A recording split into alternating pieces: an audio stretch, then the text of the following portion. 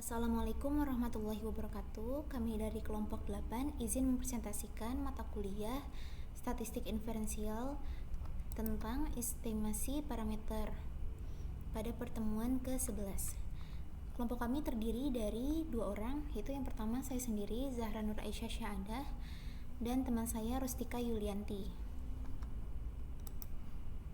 Pada pertemuan kali ini kita akan membahas mengenai pengertian, jenis-jenis estimasi parameter, perkiraan poin, interval estimasi, rumus, dan contoh soal.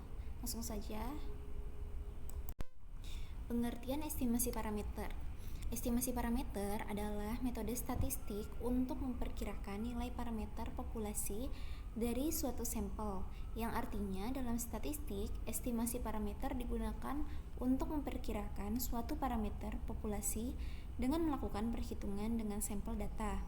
Secara umum, parameter suatu populasi tidak diketahui dan umumnya terlalu besar untuk mempelajari seluruh individunya.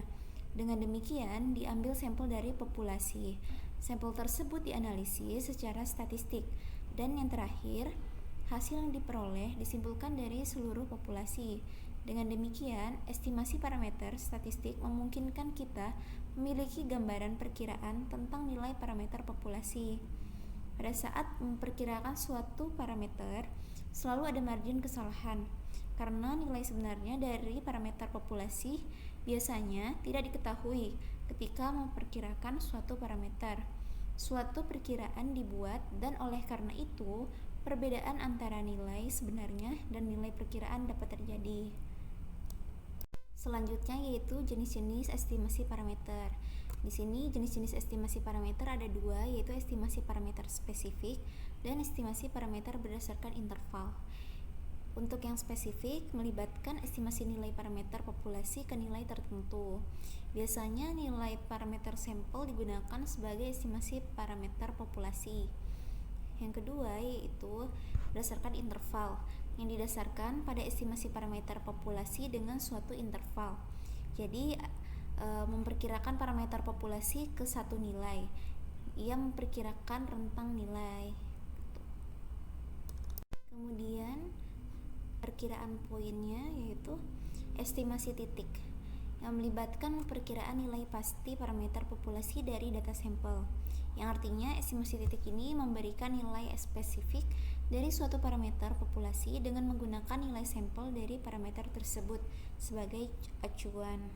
Misalnya, untuk menentukan mean suatu populasi yang berjumlah 1000 orang, dapat membuat estimasi titik dan menghitung nilai mean dari sampel yang berjumlah 50 orang. Oleh karena itu, kita dapat mengambil nilai rata-rata sampel sebagai estimasi titik rata-rata populasi. Jadi, estimator adalah statistik sampel yang digunakan untuk memperkirakan nilai parameter populasi. Dengan demikian, nilai parameter sampel dianggap sebagai pendugaan nilai parameter populasi.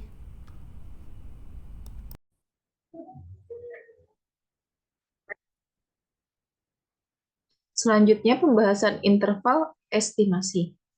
Estimasi interval melibatkan estimasi nilai parameter populasi menggunakan interval. Lebih tepatnya, estimasi interval melibatkan penghitungan interval di mana nilai parameter kemungkinan besar akan turun dengan tingkat kepercayaan tertentu. Misalnya, jika dalam suatu estimasi interval, kita menyimpulkan bahwa interval kepercayaan min populasi adalah 3,7 dengan tingkat kepercayaan 95%, berarti min populasi yang diteliti adalah 3 dan 7 dengan probabilitas 95%.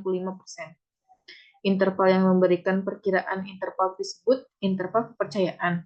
Jadi, interval kepercayaan adalah interval yang memberikan perkiraan dengan margin kesalahan nilai-nilai di mana nilai parameter populasi berada. Singkatnya, interval kepercayaan adalah hasil yang diperoleh dari estimasi interval.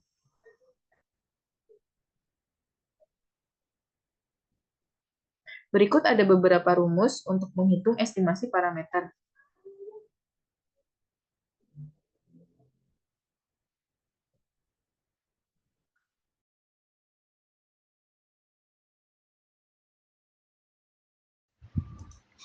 pada soal kali ini yaitu estimasi parameter proporsi. Untuk rumusnya bisa dilihat di sini. Untuk P bar sendiri merupakan nilai proporsi pada sampel. Untuk Z sendiri berarti kita membutuhkan tabel Z untuk menyelesaikan sampel.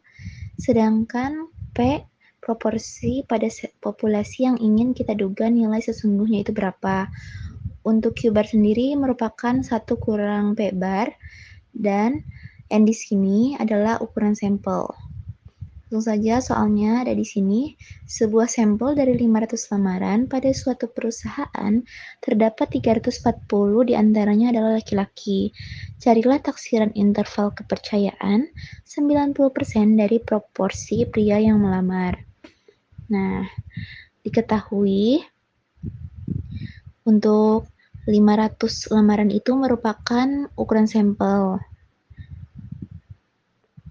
Langsung saja, N sama dengan 500. Nah, untuk 340 itu adalah laki-laki yang melamar dari 500 lamaran yang masuk. Nah, jadi P bar sendiri sama dengan 340 dibagi 500 sama dengan 0,68 atau 68%. Nah, karena kita sudah tahu P bar sendiri, kita dapat mencari Q barnya.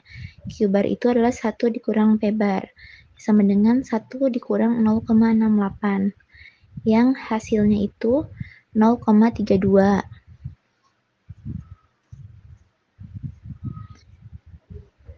Nah, kemudian interval kepercayaannya itu 90%.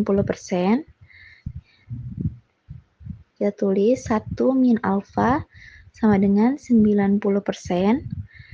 Alfanya itu sama dengan 10%. Alfa bagi 2 sama dengan 5%, sehingga dapat itu 0,5. Nah, ditanyanya itu interval kepercayaan 90% dari proporsi yang melamar. Oke, nah kita akan mencari P1 dan P2-nya.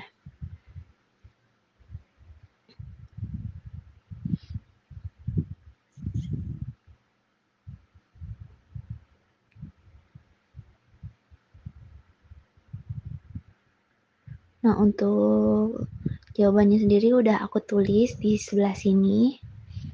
Nah, untuk pemindahannya tinggal masukin aja rumus-rumusnya di sini sesuai dengan rumus yang di atas.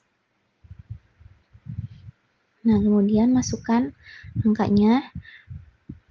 P-nya itu P barnya 0,68 plus minus Z 0,05 akar dari 0,68 dikali 0,32. 0,32-nya itu dapat dari Q bar dan dibagi 500. 500 itu dapat dari N. Nah, untuk mencari Z min 0,5-nya, kita cari 0,5. Yang mendekati 0,5 adalah 0,0495 atau setara dengan min 1,6. Jadi, Z-nya sendiri itu 1,65. Oke, kita tulis di sini. Oke. Ini bisa kalian hitung pakai kalkulator. Nah, jadi diketahui taksiran interval kepercayaan itu 0,68 minus 0,34 kurang dari P kurang dari 0,68 plus 0,034. Jadi dapat disimpulkan interval kepercayaan pada proporsi pria yang melamar yaitu 0,65 sampai dengan 0,71 atau setara dari 65% sampai dengan 71%. Tuh.